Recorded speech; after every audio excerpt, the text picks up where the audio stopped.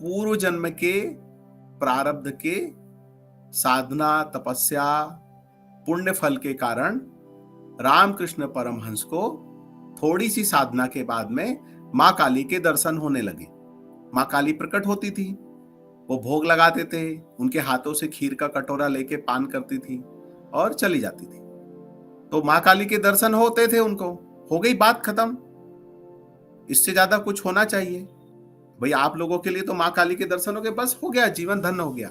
नहीं, ऐसा नहीं है। सगुण ब्रह्म के तो दर्शन हो गए, पूर्व जन्म की साधना, तपस्या और पूर्ण फल के कारण थोड़ी सी साधना की इस जन्म में और माँ काली के दर्शन होने लग गए।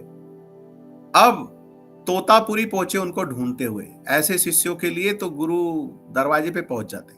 तो तोतापुरी पहुंचे। अब तोतापुरी पहुंचे तो उन्होंने कहा कि मैं गुरु हूं। तो रामकृष्ण परमहंस मानने को तैयार नहीं थे। गुरु क्यों बनाए जाते हैं? भगवान प्राप्ति के लिए। मुझे तो भगवान मिल गए, माँ मिल गई, तो मुझे अब गुरु की क्या जरूरत है? तो तोतापुरी ने कहा कि जाओ अपनी माँ से पूछ के आओ। जब माँ से मिलने गए तो माँ ने जो है कहा कि हाँ वो गुरु है, वो आपके गुरु है, तुम्हारे गुरु है। तो इन्होंने प्रश्न किया कि मुझे अब गुरु की क्या जरूरत है? तो माँ काली ने कहा कि देखो, तुम अपने पूर्व जन्म के पूर्ण और साधना तपस्या के कारण मेरे सगुण स्वरूप का तो दर्शन करते हो, लेकिन मेरे निर्गुण स्वरूप का तुम्हें अभी ज्ञान नहीं हुआ। तत्व ज्ञान तुम्हें अभी प्राप्त नहीं हुआ है। उस तत्व ज्ञान के लिए तुम्हें जो है गुरु करने की आवश्यकता है। तो गुरु की शरण में जाओ। तो माँ काली ने जो है गुरु को सौंप दिया, गुरु से मिला दिया। और फिर गुरु ने जो है रामकृष्ण परमहंस को माँ काली की सुपारी दे दी।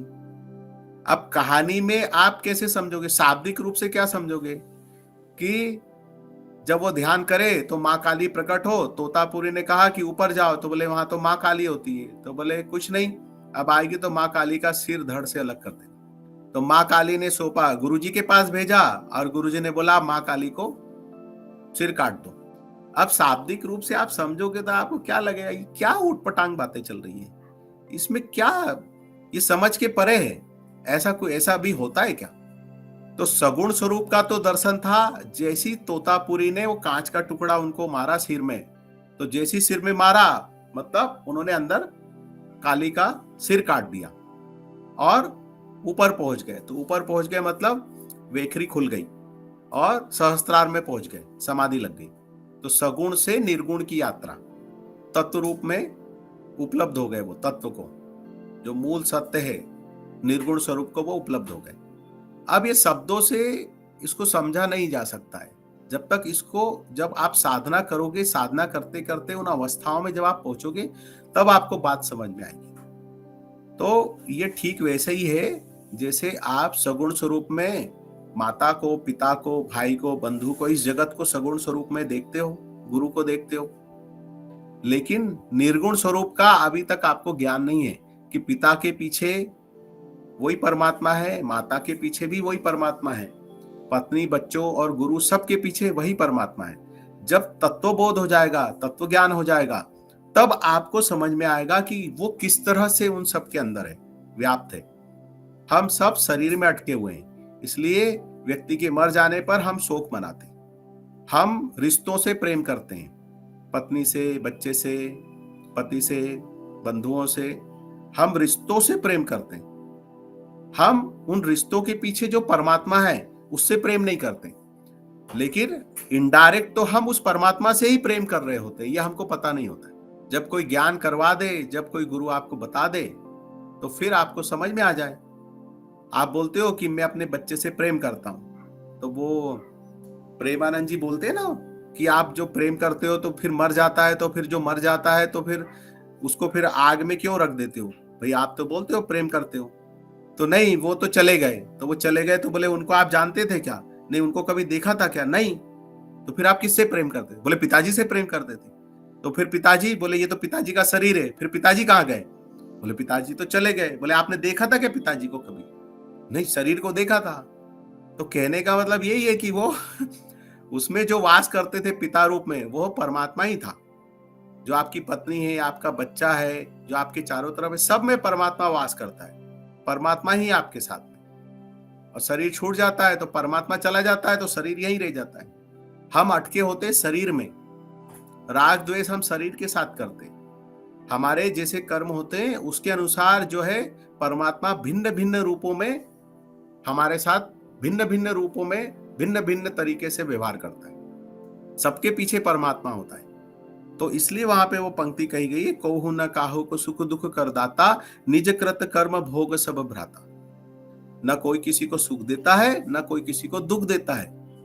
हम अपने ही कर्मों से सुख और दुख प्राप्त करते हैं। हमारे कर्म ही हमको लौट लौट के आते हैं और हम उसमें फंस जाते हैं। तो वही परमात्मा विभिन्न रूपों में खेल खेलता है और वही परमात्मा जो है मुक्त भी हो जाता है अपनी इच्छा से। अब इस सब में जीव कहां फंस जाता है? जब तक जीव बोलता है मैं करता हूं, जहां जहां भी वो बोलता है मैं करता हूं, तब वो अहम की माया में फंस जाता है। मैं करता हूं, मैं वाला जब बोध आता है ना, अब मुझे प्रैक्टिस करना है, अब मुझे भाषण देने जाना है, 4 पन्ने का भाषण है, मुझे रटना है, आईने के सामने खड़े होकर अभ्यास कर रहे हैं। और फिर अभ्यास करने के बाद फिर झंडा वंदन के दिन आप जाते हो, भाषण देते हो, तो वहां पे क्या आपका भाव होता है? मैंने भाषण का अभ्यास किया, 4 पन्ने मैंने रटे, अब मैं भाषण बोल करके आया। भाषण बोलने के बाद 4 लोगों से पूछते, भैया मेरा भाषण कैसा था? तो कोई बोलता है अच्छा था, कोई बोलता है उसमें ये कमी थी, तीसरा बोलता है नहीं उसमें ऐसा था। 5 तरह की बातें निकल करके आती। लेकिन अगर इसके पार जाकर के अगर आप बोलते हो कि जैसे वो हृदय की धड़कन को धड़काता है, आंखों से जगत को दिखवाता है, कानों से सुनवाता है, उसी तरह उसने ये कार्य दिया, आज सामने ये कार्य आ गया, भाषण देना है 26 जनवरी में, कोई 4 पन्ने नहीं लिखे, वो पूरी तरह समर्पित भाव से चला जाएगा और खड़ा हो जाएगा और बोलेगा भगवान जी आप भाषण दीजिए। अब उसके मुख से जो भी निकलेगा तो उसके अंदर क्या भाव रहेगा कि भगवान ही मेरे मुख से बोल रहे हैं। भाषण खत्म होने के बाद वो चने के झाड़ पे चढ़ेगा क्या? उसको पता होगा कि ये भाषण किसने दिया है? भगवान जी ने दिया है, भगवान जी ने मेरे मुख से बोला है। तो ना वो किसी से पूछेगा कि भैया भाषण कैसा था, और बिना पूछे कोई तारीफ करेगा तो वो चने के झाड़ पे भी नहीं चढ़ेगा, वो उसकी चिंता नहीं करेगा। वो बस एक माध्यम बन करके अपना कार्य करते चलेगा, उसको उसकी परवाह नहीं रहेगी सही है या गलत है, अच्छा या बुरा है, नाम होगा या अपमान होगा या बदनाम होगा, कोई लेना देना नहीं है। बस वो समर्पित भाव से पूरी तरह समर्पित होकर के, उसको बोलते हैं गुड कंडक्ट, अच्छा सुचालक। बस मैं एक माध्यम हूं, हे परमात्मा तू इस जगत में जो भी कार्य करना चाहता है मेरे माध्यम से कर ले, मैं तुझे पूरा समर्पित हूं। इस भाव से जो जीता है वो सारे खेल से पार हो जाता है। जो इस भाव से नहीं जीता है वो अटक जाता है, रिश्तों में अटकेगा, धन में अटकेगा, मान में अटकेगा, अपमान में अटकेगा। भटकता जीव है, परमात्मा नहीं भटकता है। हम फंस जाते हैं इसलिए हम भटकते हैं। जो नहीं फंसा है वो मुक्ति है। मुक्ति कोई चॉकलेट थोड़ी कि उसको खिला दी और मुक्त हो गए। इस संसार में रहते हुए भी मुक्त है और संसार के पार जाने के बाद भी मुक्त है। और जिसने इसको अपने साधना के द्वारा और गुरु कृपा से इसको जिसने नहीं जाना, तो वो यहाँ भी बंधा हुआ है, शरीर छोड़ने के बाद वहां भी बंधा हुआ है। कोई शरीर छोड़ देने को मुक्ति थोड़ी बोलते हैं। स्वामी जी, निर्गुण को कैसे पहचाने और ये तत्व ज्ञान को कैसे प्राप्त करें? अब इसी चीज को मैं दूसरे तरीके से आपको समझाता हूं। ये जो बात हुई, अब ये एकदम गूढ़ तत्व ज्ञान की जब चर्चा होती है तो तत्व ज्ञान ये एकदम सूक्ष्म बातें हैं। इसको हम सार्वजनिक रूप से इसको हम नहीं बता सकते। जो साधना करते हैं वो थोड़ा थोड़ा उसको साधना करते हुए पकड़ सकते हैं। अब यही चीज मैं दूसरे तरीके से आपको बताता हूं तो शायद आप उसको समझ पाओ। आपने कभी सुना है किसी को कहते हुए या कहीं पे चर्चा में सत्संग में ये सुना है, राम से बड़ा राम का नाम? सुना है आपने? इसका मतलब कभी आपने समझने की कोशिश की क्या? राम से बड़ा राम का नाम, नाम कैसे बड़ा हो गया? तो अब मैं आपको बताता हूं कि जब नाम जप की बात चलती है, ध्यान से सुनना, नहीं तो फिर आप गोलमाल उस पे फंस जाओगे, अटक जाओगे। जैसे ही कहा राम से बड़ा राम का नाम, तो अब मैं उसको बोलता हूं कि नाम भगवान। एक है भगवान और एक है नाम भगवान। एक है राम भगवान और एक है नाम भगवान। इस तरह से समझो आप। अभी कई जगह चर्चा होती है, बात सामने आती है, कई जगह बोलते हैं कि कृष्ण के पहले भी राधा और कृष्ण के बाद भी राधा। क्या कहा है? अब तत्व मतलब इस गूढ़ बात को समझने की कोशिश करना कि कृष्ण के पहले भी राधा और कृष्ण के बाद भी राधा। कहा कि राधा कृष्ण से बड़ी हो गई, तो बड़ी हो गई मतलब यहाँ पे कोई स्टैंडर्ड लेवल की बात नहीं चल रही है बड़े छोटे की। आप उसको शाब्दिक रूप से पकड़ोगे और फिर बहस करोगे और झगड़ा करोगे, बोलोगे ऐसे कैसे कृष्ण से बड़ी राधा हो गई। यहाँ पे स्टैंडर्ड की बात नहीं चल रही है बड़े और छोटे की, यहाँ पे अलग स्तर पे बड़े और छोटे की बात चल रही है। आगे कृष्ण के पहले भी राधा और कृष्ण के बाद भी राधा, क्योंकि राधा ही कृष्ण है और कृष्ण ही राधा है। लेकिन जब उसको समझाने की, उसको व्यक्त करने की बात आती है जगत में, तो किस तरह से व्यक्त किया जाता है कि कृष्ण जो है कैसे खड़े होते हैं। आपने देखा होगा जब वो बांसुरी पकड़ते हैं तो कैसे खड़े होते हैं, तिरछे, त्रिभंग मुद्रा बोलते हैं उसको। तो क्या कहा है? त्रिभंग मुरारी। अब योग में सूक्ष्म रूप से भगवान को कैसे जानोगे आप? अब तत्व चर्चा चल रही है, स्थूल जगत की बात नहीं चल रही है। तो कृष्ण है त्रिभंग मुरारी। तो त्रिभंग का मतलब होता है तीन बंध। तो तीन बंधों के क्रमासार कैसे होंगे? मूल बंध, उड्डयन बंध और जालंधर बंध। जब ये तीन बंध लगाओगे तब चेतना ऊपर की ओर उठेगी। तो जैसे ही आप तीन बंध लगाते हो, तीन बंध हुए मूलाधार में जो बंध लगाते हो एड़ी लगा करके, मूल बंध और उड्डयन बंध। जब आप नाभि में श्वास को कुंभक करते हो, बाहर की तरफ छोड़ देते हो या अंदर की तरफ खींच लेते हो, दोनों ही तरह का बंध है उसमें, दो प्रकार का। जब उसमें आप उसमें बंध लगाते हो, और जालंधर बंध, ये यहाँ पे आप इसको नीचे दबा लेते हो ऐसे। तो ये हुआ त्रिभंग मुरारी। अबे खाली तीन बंध लगाने से काम नहीं चलेगा, राधा के बिना कृष्ण अधूरे। अभी तो त्रिभंग मुरारी हुए, अभी वो प्रकट हुए कृष्ण अर्थात कर्षण। अब कर्षण क्रिया चालू हुई। कौन सी क्रिया चालू हुई? कर्षण क्रिया। जैसे आपने तीन बंध लगाए तो अंदर कर्षण क्रिया चालू हुई, वायु ऊपर की ओर उठना चालू हुई। ऊपर की ओर जब उठती है प्राणवायु, तो वो साथ में चेतना को लेकर के उठती है। अब यहाँ पे राधा का काम चालू होता है। तो त्रिभंग मुरारी के पहले भी राधा, राधा किस रूप में है? कुंडलनी शक्ति के रूप में। अब राधा बन गई, राधा का उल्टा क्या होता है? धारा। जब राधा धारा बन जाती है तो पहले राधा और वो धारा बन जाती है, और जब वो ऊपर की ओर उठती है, तो ऊपर की ओर कब उठती है? जब आप नाम भगवान का सहारा लेते हो। आपने राधा का सहारा नहीं लिया, आपने राधा रूपी नाम भगवान का सहारा लिया। आप समझे मैं क्या कह रहा हूं? राम से बड़ा राम का नाम, राधा से बड़ा राधा का नाम। जैसे ही आपने नाम भगवान का सहारा लिया, आप नाम जप करते हो राधा राधा राधा राधा राधा। तो ये पूरा ब्रह्मांड काय से बना हुआ है? ऊर्जा से बना हुआ है, शक्ति से बना हुआ है, ऊर्जा ही चल रही चारों तरफ। तो जैसे ही आप राधा जाप करते हो तो एक ऊर्जा उत्पन्न होती है, और जब ऊर्जा उत्पन्न होती है तो उसके अब सब कुछ आ जाता है, उसमें भाव भी आ जाते हैं।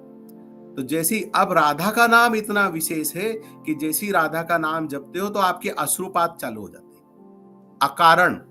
अब आपको पता नहीं है, आपको कोई मेहनत करना पड़ रहा है? कुछ नहीं मेहनत करना पड़ रहा, अश्रुपात चालू हो जाते हैं अकारण, जब भाव से भक्ति से डूब करके राधा राधा करते हो तो। अब इसको थोड़ा यहाँ रोकते हैं और दूसरी चीज बीच में डालते हैं। मैं आपसे पूछता हूं, बचपन में सबने मार खाई, आपको जोर से थप्पड़ पड़ा तो आप क्या करते हो? सबसे पहले थप्पड़ पड़ता है बच्चे को तो क्या करता है वो सबसे पहले? मम्मी याद आती है, मम्मी। अरे याद व्याद कुछ नहीं आती है। रोने लग जाते हैं, रोने लग जाते हाँ हैं, रोना। कोई याद व्याद कुछ नहीं आती। जैसी थप्पड़ पड़ता है तो आदमी क्या करता है? बच्चा गिर जाता है तो क्या करता है? सबसे पहले रोना आता है उसको, रोता है। तो जब आप रोते हो तो रोते समय एक और क्रिया होती है, वो क्या होती है? सांस आंसू कुछ ऑल्टर होता है, ब्रीदिंग कुछ ऑल्टर होती है। अरे जब थप्पड़ पड़ता है और जब रोना आता है तो रोता है, तो जब भी आप रोते हो तो सबसे पहले सर्दी होती है, हाँ, आदमी का नाक सीमुड़ निकलता है, रुमाल लेता है और छिनकना चालू करता है। वो तो छिनकना चालू करता है, सेमुड़ आता है, सर्दी हो जाती है। आप क्या बोलते हो? सर्दी हो गई, ऐसी रोता है ना, रोते रोते ऐसी करता है। तो ये क्या है, उसकी जो है इंगला और पिंगला चालू हो जाती है, और जैसे ही दोनों इंगला पिंगला चालू होती है तो सुषुम्ना खुल जाती है उसकी, और सुषुम्ना खुलती है तो ये क्लीनिंग चालू हो जाती है। तो सर्दी एक निश्चित समय तक रहेगी, सर्दी मतलब उसका जो क्लीन हो जाएगी नाक पूरी, उसके बाद वो रोता रहेगा, तो फिर थोड़ी पूरे समय नाक बहते रहती है। स्टार्टिंग में नाक बहती है, जब मार पड़ती है और बच्चा रोता है तो पहले नाक बहती है, और उसके बाद अगर वो शोक मनाते रहे रोते रहे लंबे समय तक तो कंटिन्यू थोड़ी नाक बहती है, ये क्लीन हो जाता है और उसकी हो जाती है सुषुम्ना खुल जाती है। तो यही जब जो है आप प्रेम में, भाव में, भक्ति में जब आप राधा जपते हो, तो जैसी राधा जपते हो तो आपकी जो है सुषुम्ना खुल जाती है, अश्रुपात होते हैं, और जैसी अश्रुपात होते हैं भाव में तो आपको पता ही नहीं चलता आप भक्ति में हो, भाव में हो, और सुषुम्ना खुल जाती है। तो जैसी सुषुम्ना खुलती है तो चेतना ऊपर की ओर चली जाती है, और चेतना ऊपर की ओर चली जाती है तो एक परम आनंद की प्राप्ति होती है उसको, जिसका वर्णन नहीं किया जा सकता। यह तत्व ज्ञान, समझ गए निर्गुण ब्रह्म क्या होता है। तो नाम जप करने से अब आप बोलते हो कि मुझे दर्शन करना है, अब आप पहले सगुण को जानोगे फिर निर्गुण में प्रवेश होगा। तो सगुण को जानने के लिए आपको मंत्र दिया जाता है, इष्ट साधना दी जाती है, मानस पूजा, और फिर उसके बाद इष्ट मंत्र दिया जाता है। तो जैसे आप इष्ट मंत्र का जाप करते हो तो वही अंदर का इष्ट बाहर प्रकट होता है। तो अंदर का इष्ट बाहर कैसे प्रकट होता है, जैसे आप नाम जितने ज्यादा जप करते हो, जितना ज्यादा आप उसकी फ्रीक्वेंसी को बढ़ाते हो, तो उसी फ्रीक्वेंसी वही ऊर्जा सघन होती है, और नामदेव के, किसके बोल रहा हूं मैं, नामदेव अर्थात नाम भगवान के अंग पुष्ट होने लगते हैं। अंग पुष्ट होना मतलब अंग बनने लग जाते हैं। आपकी साधना से वही नाम भगवान के जप करने से अंग बनने लग जाते, अंग पुष्ट होते।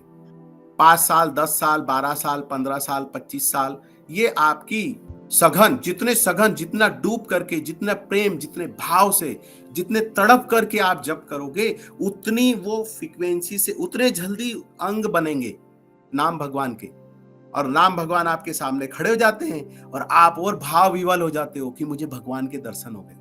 वही ब्रह्मांड में ऊर्जा सघन होती है और अंग बनते हैं, और आप फिर आप जप करते हो और भगवान प्रकट हो जाते हैं। तो ये हुए नाम भगवान, राम से बड़ा राम का नाम। तो आप समझ गए, कृष्ण के पहले भी राधा, कृष्ण के बाद भी राधा। राधा को श्रेष्ठ कहा, सबसे सबसे ऊपर रखा गया। क्यों रखा गया? अब ऊपर रखा गया तो यहाँ कोई, जैसे आप जातिवाद की बात करते हो ना, ऐसे ही आप भगवानों में आ जाते हो। ब्राह्मण बड़ा, क्षत्रिय बीच का, शूद्र छोटा हो गया, ऐसी बात चलती है। तो फिर क्या है, 4 मूर्ख खड़े हो जाते हैं, और आप ऐसे कैसे बोल सकते हो राधा सर्वोपरि हो गई, राधा का जाप करने से ये हो जाता है, क्या तुम मूर्ख हो? क्या नाम जपने से रोटी रोटी बोलोगे तो क्या गुड़ गुड़ बोलोगे, और पत्थर मुंह में रखोगे तो क्या गुड़ का स्वाद आ जाएगा? ये सब मूर्खतापूर्ण बातें। आप इसको तत्व में उतरो, सेवा करो, भाव में जाओ, तब आपको वो ज्ञान रूप में प्रकट होता है। ये कोई किताबी बात नहीं है, ये चर्चा कर लेने से ये आप उस सत्य को उपलब्ध नहीं हो जाओगे। आपको भजना पड़ेगा, भजते भजते भजा जाए। जब आप मिट जाओगे तब वो प्रकट होगा। आपकी ही ऊर्जा से ही सब कुछ बनेगा, लेकिन उसके लिए आपको मिटना पड़ेगा, तभी तो वो बीज में से निकलेगा ना इतना बड़ा पेड़, तभी तो आपके अंदर से इतना बड़ा परमात्मा निकलेगा। उसके लिए आपको मिटना पड़ेगा।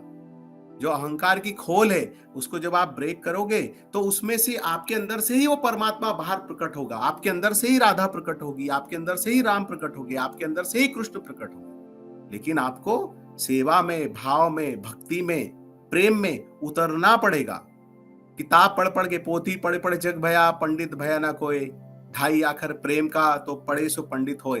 तो वो प्रेम पढ़ने की चीज नहीं है, प्रेम में उतरने की चीज है। जब आप 2.5 अक्षर प्रेम में उतरोगे, बोले हमने पढ़ लिया 2.5 अक्षर प्रेम, तो आप पंडित हो गए क्या? आप शब्द पकड़ते रहो आप। उसका मतलब यही है कि 2.5 अक्षर प्रेम का, पढ़ने का मतलब होता है गुनना, उसमें उतरना।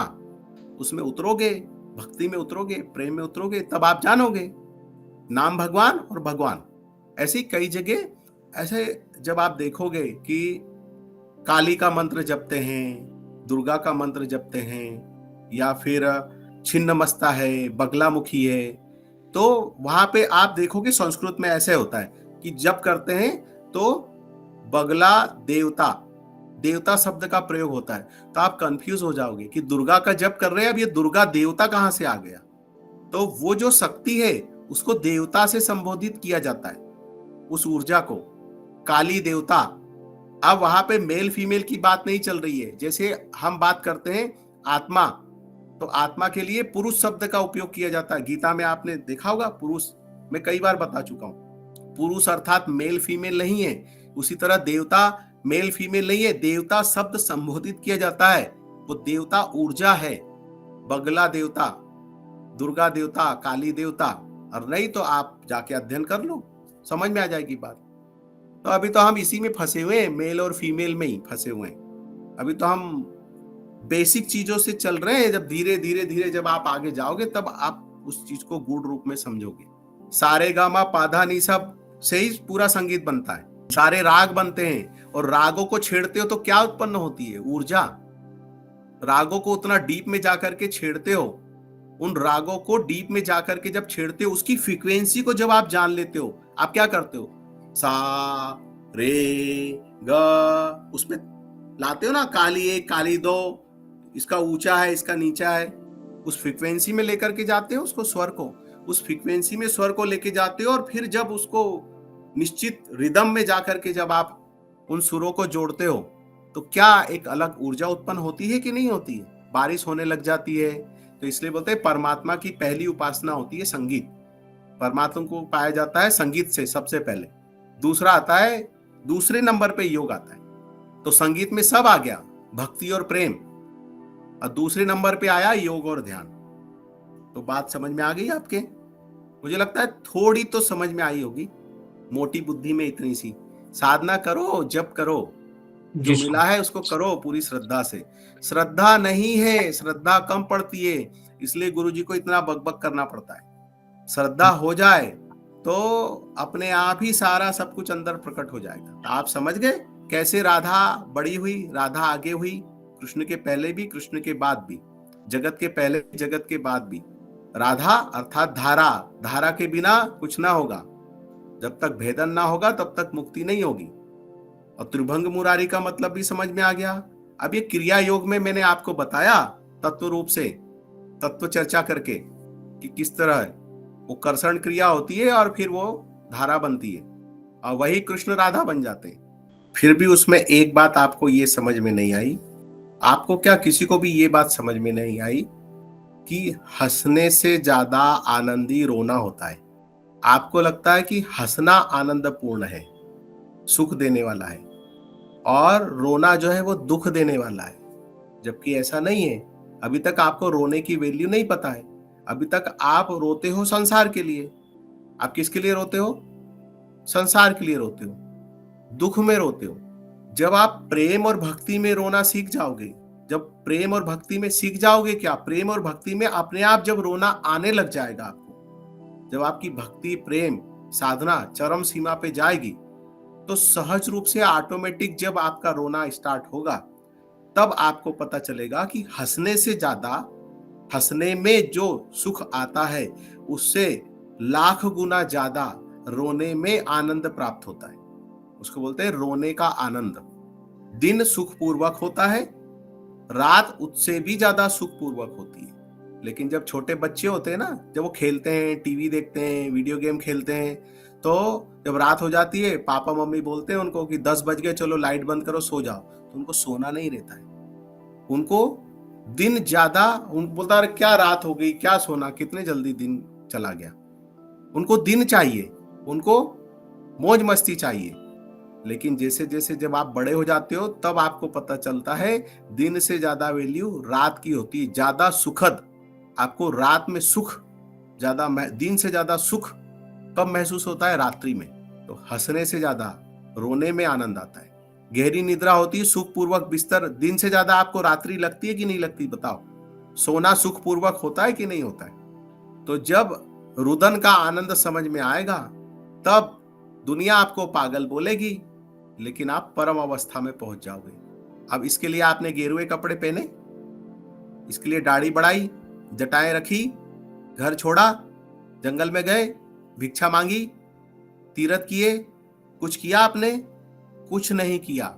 ये बिना कुछ किए भी आप इसको उपलब्ध हो सकते हो, अगर आप इस सूक्ष्म बात को पकड़ लोगे तो। अगर ये आपके समझ में आ गई तो आप जहां हो, पेंट शर्ट में, सलवार सूट में, वहीं पर आप ब्रह्मज्ञानी बन जाओगे, वहीं पर आप महान संत हो जाओगे। ये दिखाने वाली महानता नहीं है, ये दिखाने वाले ब्रह्म विद्या नहीं है, ये उपलब्ध हो जाने वाली है। और जब उपलब्ध हो जाओगे तो वो जो नशा करता है, पीता है, शराब पीता है, दूसरे को बताने के लिए पीता है क्या? पीने के बाद वो लोगों को पकड़ पकड़ के बोलता है मुझे इतना नशा हो गया, अरे मुझे इतना नशा हो गया, मुझे इतना नशा हो गया। ऐसा कोई शराबी बोलता है क्या? अरे भाई भाई इधर आओ भाई, देखो मुझे बहुत नशा हो गया, बड़ा मजा आ रहा है मुझे शराब पीने के बाद। ऐसा बोलता है क्या? ऐसी प्रेम में और भक्ति में डूबा हुआ किसी को दिखाता है, बोलता है क्या मैं इतना बड़ा भक्त हो गया हूं, मुझे भगवान मिल गए, मुझे भगवान के दर्शन हो गए? पर हम तो ऐसे ही देखते हैं, पकड़ पकड़ के बोलते हैं आज भगवान के दर्शन हो गए, सपने में भगवान मिल गए, आज इतना जप किया, बहुत नशा हो गया गुरुजी, बहुत मजा आ रहा है। ये कोई बातें करता है ऐसा? पीने वाला कभी ऐसी बातें करता है क्या? नशा चढ़ रहा है, नशा चढ़ गया है, बहुत ज्यादा चढ़ गया अब तो। इसका मतलब अभी आपने जाना ही नहीं है। जिस दिन जान जाओगे कहने लायक नहीं बचोगे, बोलने लायक भी नहीं बचोगे किसी को। पिया हुआ आदमी आधा बेहोश हो जाता है, 4 लोग उसको उठा के घर लेके आते हैं, छोड़ने आते हैं उसके दोस्त लोग। जिस दिन डूब जाओगे लोग परेशान हो जाएंगे कि इसको कैसे इसमें से बचाएं। लोग घबरा जाएंगे, देखने वाले बेचैन परेशान हो जाएंगे कि इसको क्या हो गया। और आप बोलोगे नहीं नहीं सब अच्छा है, सब ठीक है, आप परेशान मत हो। उनको भय व्यापेगा कि ये छोड़ के चले जाएगा। अरे कहीं कोई छोड़ के नहीं जाता है, वो पीने वाले की दुनिया बदल जाती है। जिस दिन आप उसमें व्याप्त हो जाओगे, आपके लिए यही हो पूरा जगत बदल जाएगा, क्योंकि परमात्मा कहीं है ही नहीं, आपको मिल गया यहीं पर। ऐसा नहीं हिमालय में जाना पड़ेगा, जंगल में जाना पड़ेगा, किसी आश्रम में जाना पड़ेगा, कहीं नहीं जाना पड़ेगा। जहां हो वहीं आपको मिल जाएगा, और जिस क्षण मिल जाएगा आपकी दुनिया बदल जाएगी। आप परमात्मा के साथ जी रहे हो और दूसरा माया के साथ जी रहा है। आपके पड़ोस में बैठा हुआ माया के साथ जी रहा है और आप परमात्मा के साथ एकाकार हो गए। ये वैसे ही है, जिसने बॉटल पी रखी है वो नशे में, और दूसरा जिसने नहीं पी है वो बाजू में बैठा हुआ है। हाँ, उसकी खुशबू से थोड़ा बहुत उसको नशा हो सकता है। ब्रह्मज्ञानी के पास बैठने वाले को कुछ अजीब सा फील हो सकता है। थोड़ी कृपा हो जाएगी तो उसका मन शांत हो सकता है, सांसारिक काम अच्छे से हो सकते हैं, और व्यक्ति समझता है कि भगवान की कृपा हो गई, संत की कृपा हो गई। संत की कृपा इतनी तुच्छ छोटी नहीं होती है, मैं कई बार बता चुका हूं। नौकरी लग जाना, बच्चा हो गया, बीमारी ठीक हो गई, ये संत की कृपा नहीं होती है। शराबी के पास बैठो, बॉटल खुलती है तो उसकी स्मेल से थोड़ा बहुत नशा हो जाता है, तो बस वैसे ही हो जाता है। ब्रह्मज्ञानी के पास बैठ जाए, भक्त के प्रेमी के पास बैठ जाए, तो उसके अणु परमाणु से थोड़ा उसको सांसारिक उसको समाधानी हो जाता है, तो उसको लगता है भगवान की कृपा होगी। ये कोई कृपा नहीं हुई है। कृपा तो बहुत ऊंची चीज है। अपने मान अपमान से ऊपर उठो, तब समझ में आएगा कि गुरु कृपा क्या होती है। धन मिल गया, बीमारी कट गई, कैंसर ठीक हो गया, बच्चे हो गए, नौकरी मिल गई, फैक्ट्री खुल गई, ये कोई कृपा की गिनती में नहीं आती है। ये तो ऐसे ही हो जाता है। हम इसको समझ लेते हैं कृपा हो गई और उसमें फंस जाते हैं। तो आज तत्व चर्चा मुझे लगता है इतनी इतनी इतनी इतनी तो मिली होगी कहीं ना कहीं। नाम भगवान को पकड़ो, मानस पूजा करो, जो क्रिया साधना मिली है वो क्रिया करो, दिन में 3 बार 5 बार जितना हो सके उतना जप करो। और रोना आता है तो उससे भागो मत, समझो तो। अरे क्या बच्चा ना संसार में रहे ना अध्यात्म में रहे। वो एक है, क्या वो बोलते थे, ना खुदा मिला ना मिली सनम, क्या कुछ मैं भूल गया वो विशाले यार, ना खुदा मिला ना मिली सनम। किसी को याद है क्या? ऐसा जीवन मत करो। अरे उतरे हो तो क्या डरते हो, लगाओ डुबकी। पहली डुबकी में ही ठंडी लगेगी, दूसरी डुबकी के बाद ठंडी भाग जाएगी। पहली डुबकी तक ही डर होता है। प्रयागराज में गए, ठंडी बहुत थी, पहली डुबकी तक ही हा होता है। पहले थोड़ा सा ऐसे पानी लगाते हैं, थोड़ा ऐसा छीट लेते हैं, और एकदम डुबकी लगाते हो करके हा। और फिर दूसरी तीसरी, अरे दूसरी तीसरी डुबकी में तो ठंड वंड सब भाग जाती है। उतरो तो। हाँ, मेडिटेशन से डर लगता है, जप करने से डर लगता है। अरे उतना ही डर है, उसको ब्रेक करो, क्रॉस करोगे तो आनंद ही आनंद है। काय से डर लगता है? मरने से डर लगता है, शरीर छूटने से डर लगता है, किस चीज से डर लगता है? ये सब सहज प्रोसेस है, सहज है, सब अपने आप हो जाता है। कृपा हो रही है तो लेते क्यों नहीं हो? नहीं तो ऐसे भी लोग हैं जो बोलते हैं हम पे कृपा ही नहीं है, और जिन पे कृपा हो रही है उनको कृपा का लाभ लेते नहीं आ रहा है। और ये जो कृपा हो रही है ये समय गुजर जाएगा तो फिर सिर पीट के मर जाओगे तो नहीं मिलने वाली है आपको। अभी हो रही है कृपा, गंगा बह रही है तो नहा लो। जिस दिन विलोप हो जाएगी तो क्या, कहाँ मिलने वाली, कहाँ डूबोगे? कहीं नहीं, फिर सिर पीटते रह जाना। अरे जीवन में यह अवसर आया है, मिला है आपको, ये बार बार नहीं घटता है। कई हजारों सालों में, करोड़ों साल में कभी कोई घटना घटती है, और जो राजी हो जाते हैं वो नहा जाते हैं, वो मुक्त हो जाते हैं। और अभी तक भी आपकी अकल पे पर्दा पड़ा हुआ है, अभी तक भी आपकी जाग नहीं आई है, तो मैं क्या कर सकता हूं? मैं आपके हाथ जोड़ सकता हूं, आपके चरण छू सकता हूं, दंडवत प्रणाम कर सकता हूं, और क्या कर सकता हूं आपके लिए? मना सकता हूं प्यार से, फिर भी आप राजी नहीं हो, आपके दंडवत प्रणाम करने के बाद भी राजी नहीं हो, प्यार से बोलने के बाद भी आप राजी नहीं हो, तो फिर मैं क्या कर सकता हूं उसके लिए? उससे ज्यादा तो कुछ नहीं कर सकता। उतरना तो आपको ही पड़ेगा, डुबकी तो आपको ही लगाना पड़ेगी।